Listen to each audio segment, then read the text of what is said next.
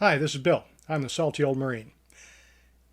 Recent video we talked about the 38 CFR, the Code of Federal Regulations. That's where we discover, for example, what the appropriate rating in terms of percentage would be for any given VA disability. For example, we used diabetes mellitus, which is diabetes type 2.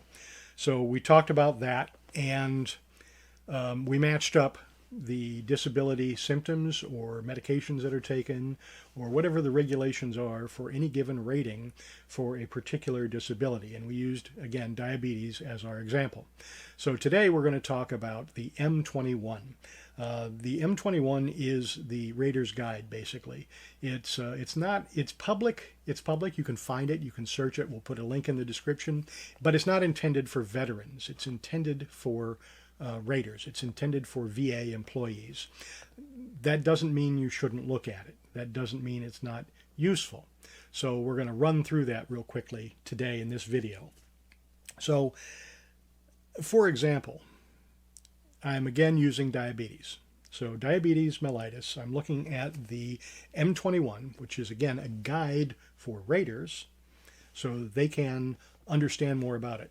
And keep in mind that the person rating your claim, the people rating your claim, are generally, well, almost always not doctors.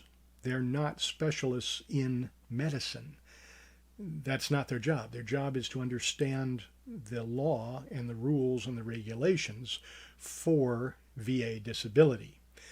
So in order to bridge that gap, the M21 helps to explain what a particular VA disability is in more or less layman's terms, but then spell out specifically what has to happen for a VA rater to decide in favor of a VA disability.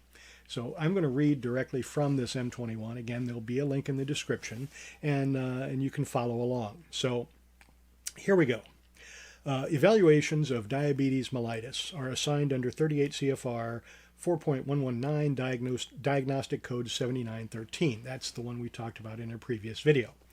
The diagnostic criteria takes into account the means necessary to control diabetes, specifically restricted diet, oral hypoglycemic agent, one or more daily injections of insulin, and regulation of activities. 4 things, right? And you'll notice all of those things were called out at the various percentages. You can go back and review that video if you haven't seen that already, for 100%, 60%, 20%, 10% for diabetes. Frequency of specific types of care for episodes of ketoacidosis or hypoglycemic reactions, such as hospitalizations or visits to a diabetic care provider. In other words, how messed up are you really? If you're going to the hospital a couple of times a year, you're pretty messed up if you've got diabetes and it's taking you to the hospital.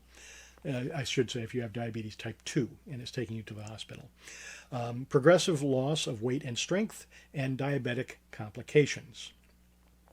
Note, it says note, I'm actually reading that. Note, to treat diabetes mellitus, medical providers may prescribe non-insulin injectable medications such as Ozempic, Victoza, Trulicity, or other generic versions. These medications are distinctly different from injectable insulin. Like oral hypoglycemic agents, non-insulin injectable medications help lower blood glucose levels. For rating purposes, evaluate a prescription for a non-insulin injectable medication in the same manner as a prescription for an oral hypoglycemic agent. Do not consider a non-insulin injectable medication as equivalent to treatment with insulin. Now, it goes on and on and on. This is much more in-depth than the 38 CFR, and I'm not going to read all of that here. But here's what's important. As a veteran who has diabetes type 2, and I may or may not decide to apply for VA disability and attempt to service connect my diabetes to another condition, in this case it would probably be PTSD with weight gain, but setting that aside, right, as a veteran who might decide to apply for a VA disability for diabetes type 2, it behooves me to understand the paragraph that I just read. What do I mean by that? Well, in addition to understanding where I'm at, in other words, I take a weekly injectable. It's Manjaro, for anybody who cares. I take a bunch of pills, so oral hypoglycemic agents to help me with my diabetes, right? I do not take insulin. I don't take any insulin injections at this time. That may happen in time because diabetes is a progressive disease and I've had it for a long time, but that's beside the point right now. So knowing these things, right? According to the 38 CFR, I know where I stand in terms of potential VA disability rating. I would be properly rated, I believe, at 20%, based on the medications that I currently take, based on the fact that I do not experience situations that require me to be hospitalized one or more times a year. I don't require weekly care at a diabetes care clinic. So 20% would be correct for me. In addition to that, if I had a question, if I said, I don't take insulin injections, but I do take injections, maybe that counts. Well, it says here in the M21, no, it does not count. It's the same as taking a pill. Okay, fine. Now I know the rules. That's important.